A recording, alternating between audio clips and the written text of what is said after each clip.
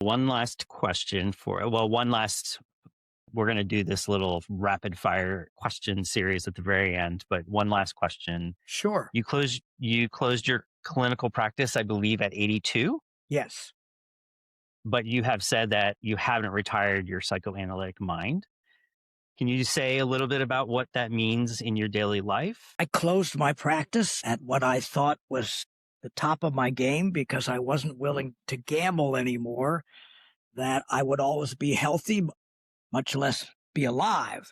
And I'd worked with too many colleagues who practiced too long when they got demented or had malignancies, and there's data about what happens when somebody's therapist just suddenly dies.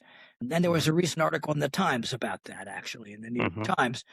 And I just wasn't willing to gamble anymore about Hmm. that. But I I was in the middle of writing the book. I continue to teach. I continue to supervise. I continue to write.